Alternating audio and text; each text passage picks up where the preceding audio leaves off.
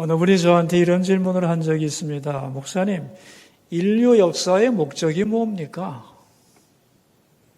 아니, 그걸 왜 나한테 갑자기 물어요? 그랬더니만 성경에 보면 하나님이 세상을 창조하셨고 언젠가 역사를 끝낸다고 하셨는데 끝낼 역사를 뭐하러 만드셨나? 그런 생각이 들었기 때문입니다. 이렇게 대답을 하는 거예요. 듣고 보니 이해가 됩니다. 그런데 역사의 목적이란 너무나 복잡하고 대답하는 방법도 다양하지만 딱 한마디로 줄여서 역사의 목적이 뭐냐고 묻는다면 하나님의 백성이 천국 가기 위한 훈련 과정입니다. 이렇게 대답을 했습니다. 여러분, 하나님은 전지전능하시죠? 모든 걸 아십니다. 그러므로 천사 중에 가장 뛰어난 천사 루시퍼가 타락할 줄을 알고 계셨던 거죠.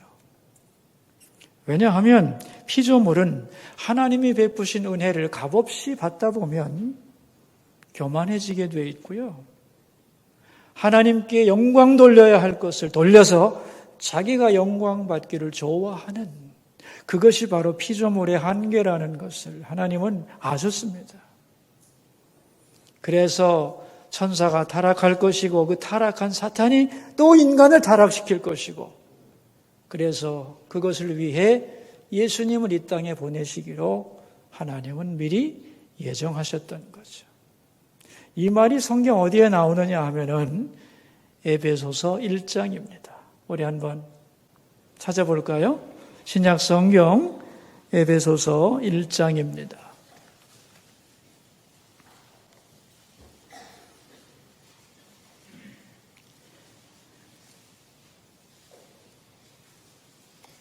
에베소서 1장 4절 말씀 찾으셨나요? 자, 우리 함께 읽겠습니다. 곧 창세 전에 그리스도 안에서 우리를 택하사 우리로 사랑 안에서 그 앞에 거룩하고 흠이 없게 하시려고 창세 전에 우리를 택했대요. 인간을 만들기도 전에 우리를 택했는데 어떻게 택했느냐?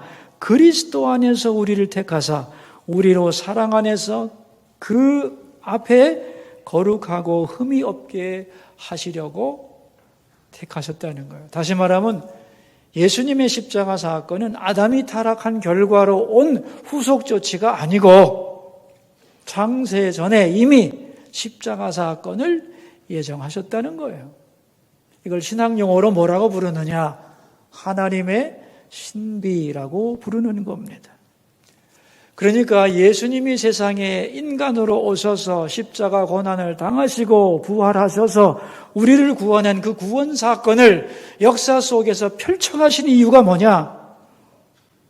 하나님의 자녀들에게 창조 목적을 알고 훈련시키려는 것입니다. 그러면 하나님의 창조 목적이 또 뭐냐? 이런 질문이 나오겠죠. 성경 한 구절만 더 찾아보도록 하겠습니다. 이사야 43장입니다. 이사야 43장 7절 아주 중요한 구절인데요. 하나님이 우리를 창조하신 이유입니다. 어디라고 했죠? 43장 7절입니다. 우리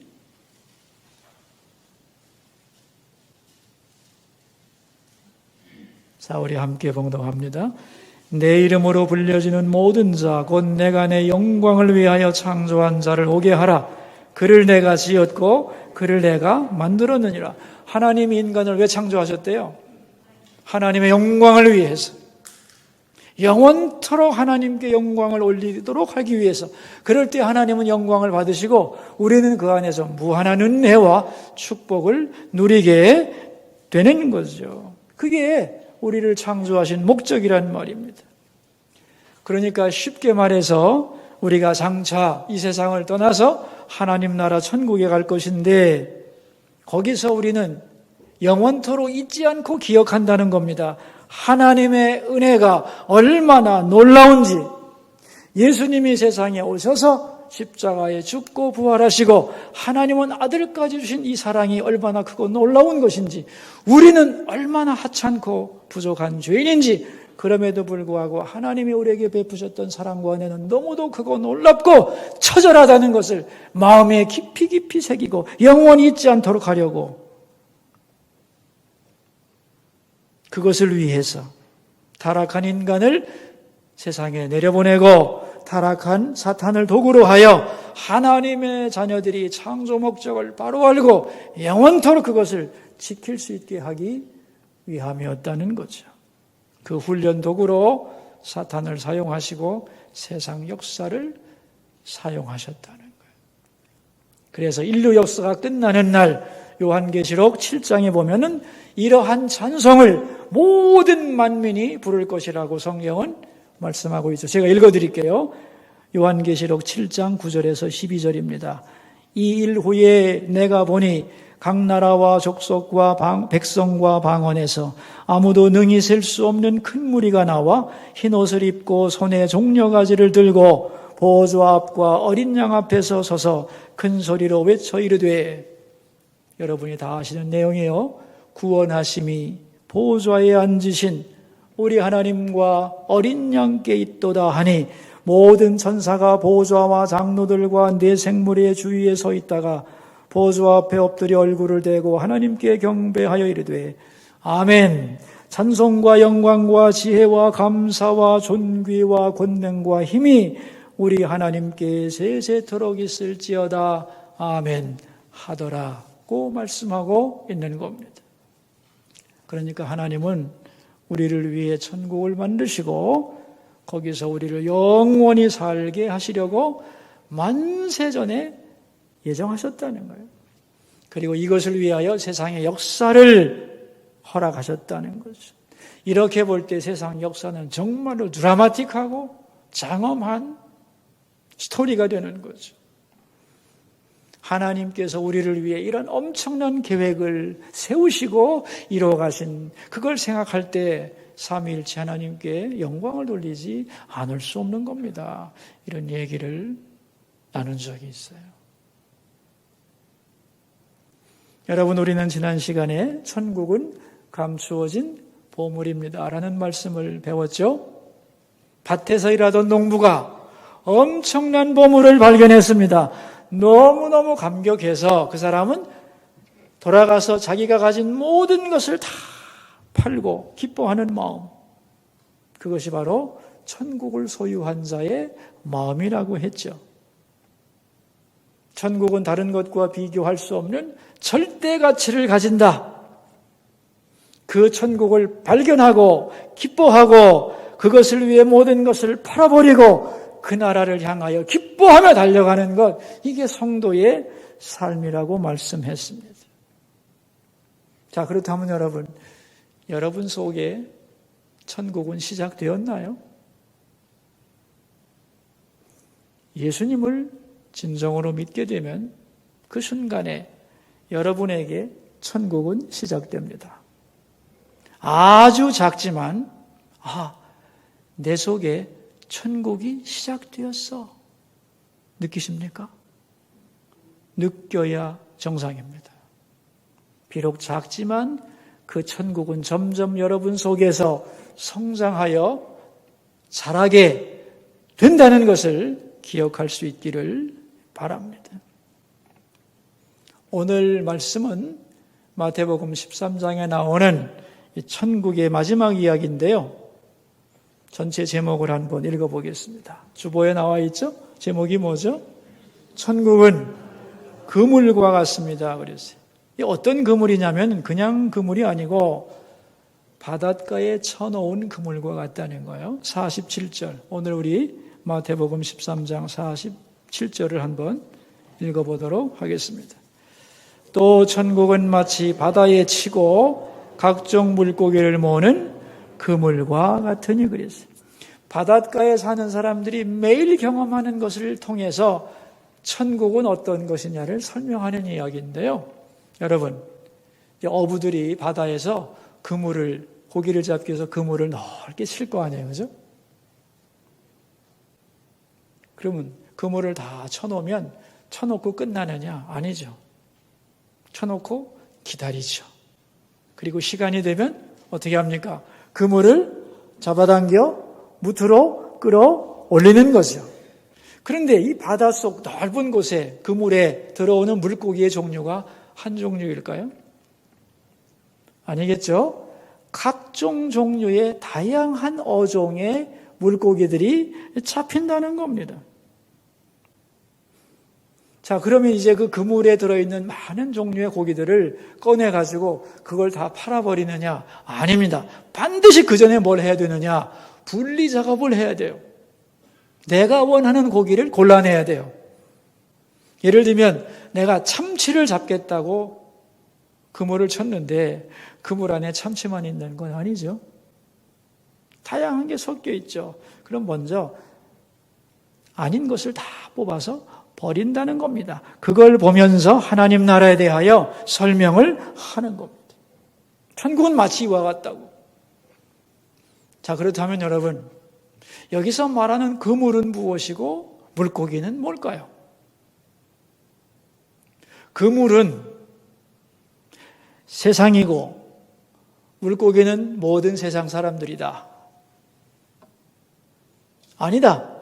그물은 교회이고 물고기는 교회 다니는 모든 사람들이다. 어느 것이 맞을까요? 그물은 세상이고 물고기는 세상 모든 사람들이다. No. 그물은 교회고 교회 다니는 모든 사람들이 다 물고기다. 어느 쪽이에요? 양쪽 다. 맞습니다. 그런데 정확하게 성경을 읽어보면 49절에 끝에 이런 말이 나와요. 49절 끝에 보면은 의인 중에서 악인을 갈라내어 그랬어요. 악인 중에서 의인을 골라내는 게 아니고 의인 중에서 악인을 골라내는 거예요. 이런 의미에서 후자가 더 정확하다고 보는 거예요. 다시 말하면 그물은 교회고 물고기는 교회 다니는 사람들이고 그물을 당기는 그때는 세상의 끝날이다. 그런 얘기입니다.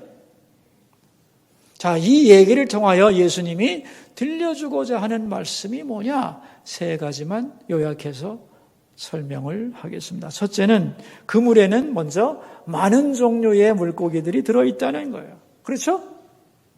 많은 종류가 섞여 있죠. 마찬가지로 교회 안에도 여러 종류의 교인들이 있다는 겁니다. 이것을 가리켜서 천국의 혼합성이라고 말합니다. 뭐라고 말한다고요? 천국의 혼합성입니다. 섞여 있다는 거예요. 자, 여러분, 교회는 사람을 차별하나요, 안 하나요? 하지 않습니다. 왜?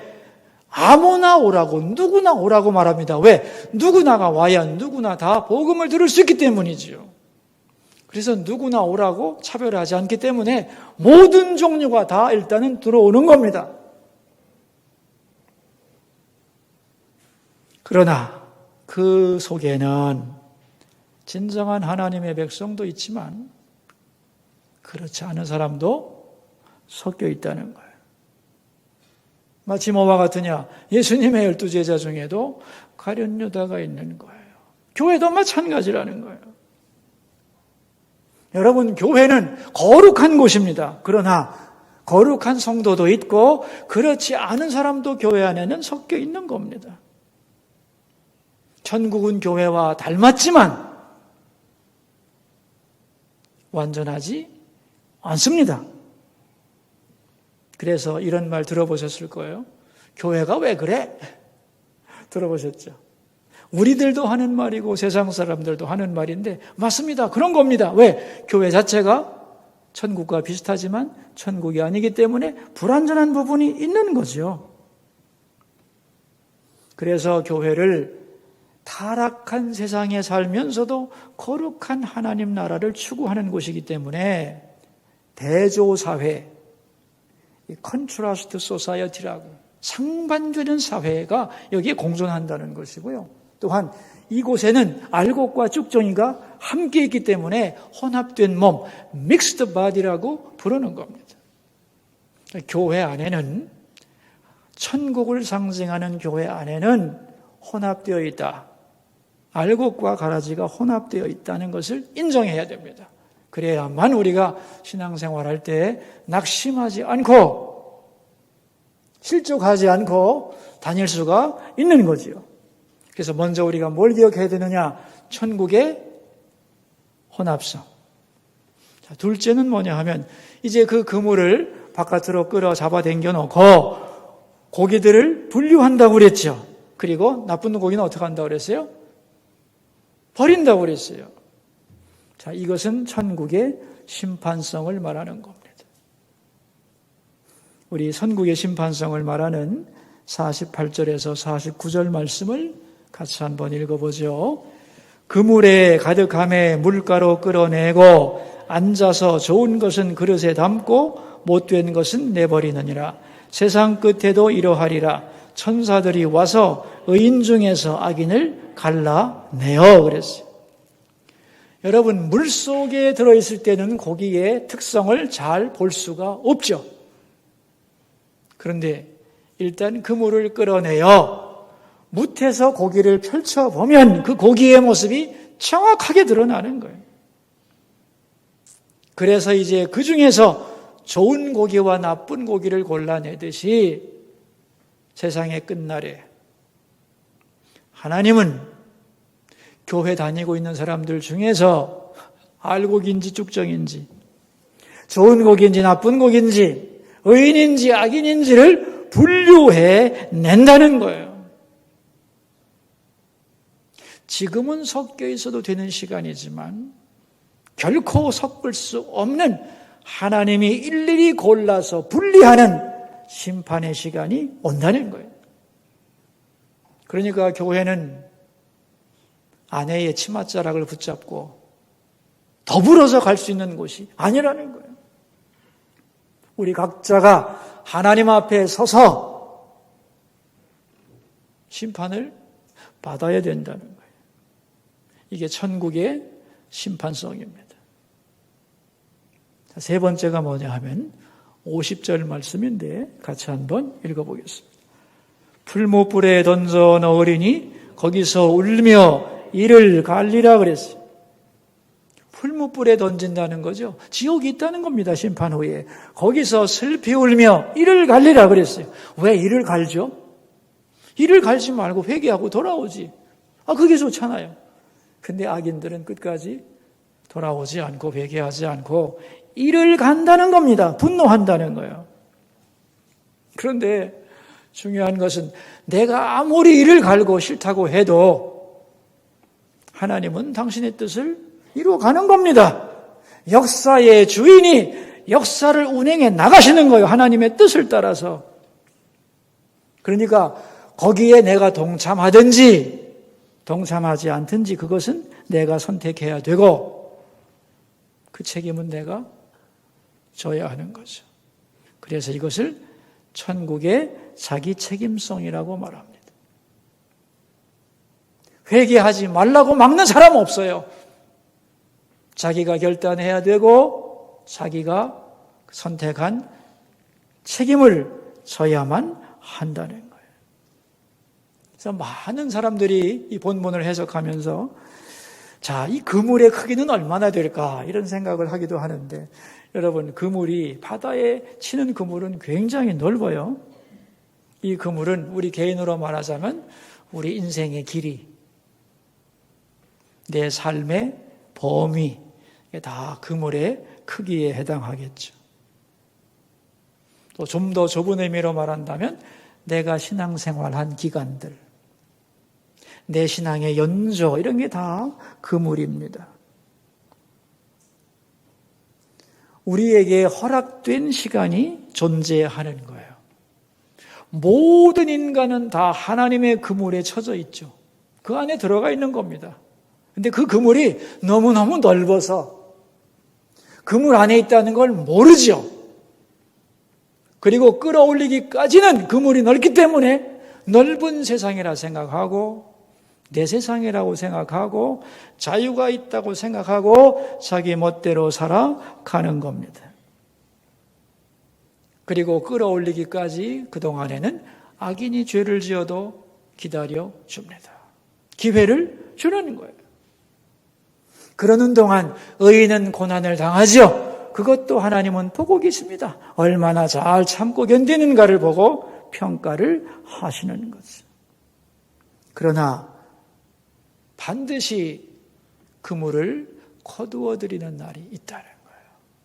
그것이 바로 역사의 끝에 오는 세상 끝이죠. 49절에 세상 끝이고 심판의 날이고, 개인적으로 말하면 우리가 죽는 날 반드시 도래한다. 심판이 있다는 것입니다.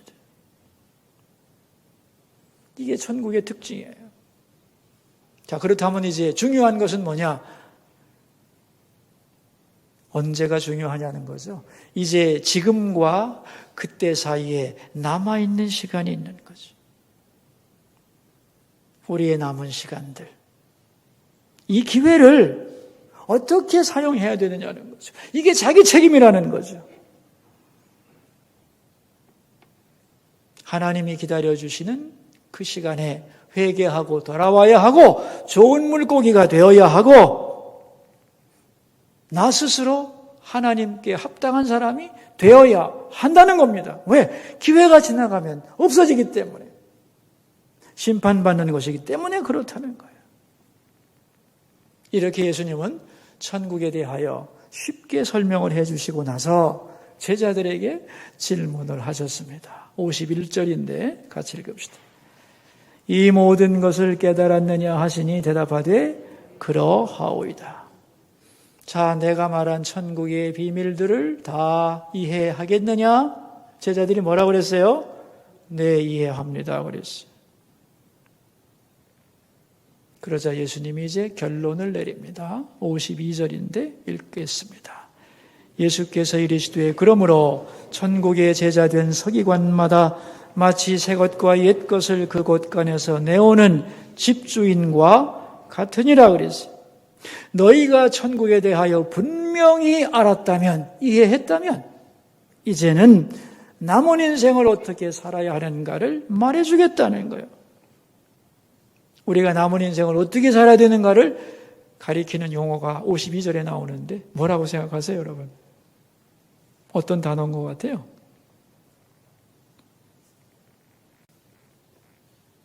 (52절에) 천국의 서기관입니다. 천국의 서기관. 다르게 표현하면 창고에서, 곳간에서 새 것과 옛 것을 꺼내오는 집주인.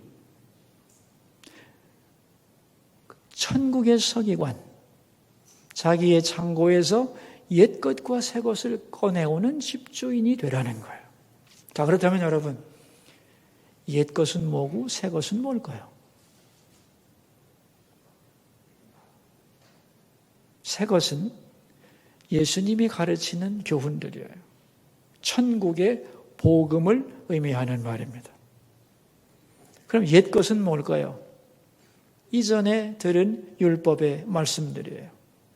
그래서 새 것과 옛 것을 가장 간단하게 말하면 신약과 구약이에요. 이 새 것과 옛 것이 합쳐져서 완전한 하나님의 말씀이 되는 겁니다. 그러니까 우리는 둘 중에 하나만 있으면 된다고 생각하는데 절대로 그렇지를 않습니다. 구약만 있으면 안 돼요. 왜? 완성되지 않았거든요. 또 신약만 있으면 안 돼요. 뿌리가 없기 때문에. 자, 여러분, 예수님께서 말이죠, 율법을 폐하러 오셨나요? 완성하러 오셨나요? 완성하러 오셨어요. 예수님은 율법의 본질, 그 근본을 말씀하신 거예요. 그리고 예수님이 말씀하신 천국은 툭 튀어나온 천국이 아니에요. 요즘 사람들도 각자 자기 나름대로의 천국을 말하는데 아무 천국이나 성경이 얘기하는 게 아니죠. 구약에서 하나님이 세상을 창조하시고, 그죠? 그 창조하신 백성들과 함께 영원히 살 천국을 구약에서부터 말씀하셨죠. 그 완성이 천국이에요. 다시 말하면 옛 것과 새 것이 조화와 연결을 가져야 된다는 겁니다. 그래서 천국의 서기관이라는 말이 나오는데, 서기관이 뭐 하는 사람들입니다. 뭐 하는 사람들입니까? 지성인들이고 율법 전문가거든요. 근데 그 당시의 서기관은 율법밖에는 몰랐어요. 율법의 완성인 예수님을 몰랐고 천국이 뭔지를 몰랐던 사람들이에요. 그러니까 그 당시의 서기관들처럼 되지 말고 어떤 서기관이 되라? 천국의 서기관이 되라. 다시 말하면 율법의 말씀을 잘 알 뿐 아니라 예수 그리스도의 복음의 말씀과 하늘나라에 대하여 잘 아는 사람이 되라는 거예요. 그래서 예수님의 제자들, 오늘날의 그리스도인들은 어떤 사람이 되어야 하느냐? 천국의 서기관이 되어야 되는 거예요. 더 나아가서는 이제 곳간에서 옛것과 새것을 꺼내오는 집주인과 같아져야 된다. 그런 얘기입니다. 다시 말하면 옛것과 새것, 복음과 율법, 신약과 구약의 말씀을 알고 믿고 전하는 삶을 살아가야 한다는 거예요. 자, 그럼 여기서 곳간이 나오는데 곳간은 창고입니다. 그죠?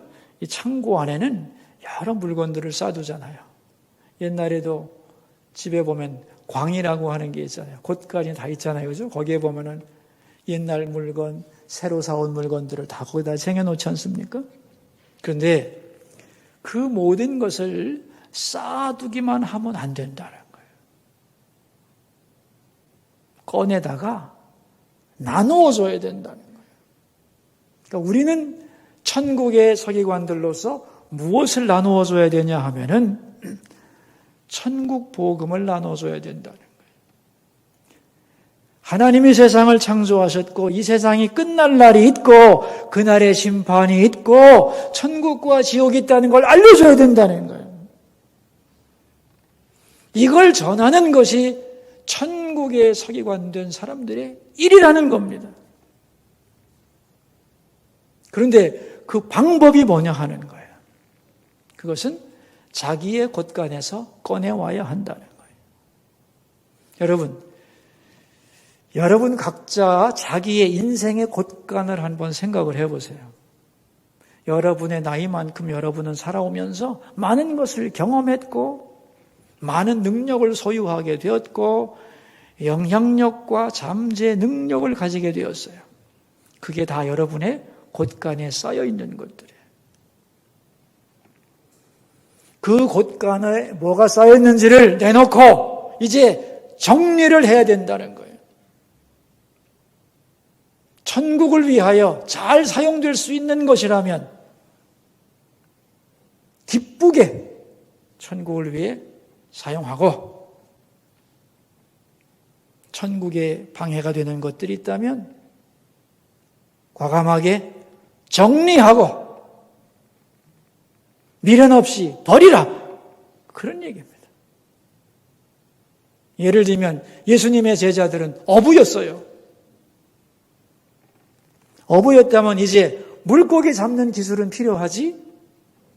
필요해요? 안 해요? 지금은 필요하지 않죠. 왜? 배와 그물을 다 버리고 예수님을 쫓았으니까. 고기 잡는 기술은 필요하지 않습니다. 바다를 떠났습니다. 그러나 어부의 자세와 태도와 경험은 버리지 말고 사람 낚는 어부가 되는 일에 그것을 사용해야 한다는 거예요. 내가 옛날에 술 많이 먹고 친구들과 노는 걸 좋아했다면 이제 그런 방탕한 삶은 버려야 되겠죠.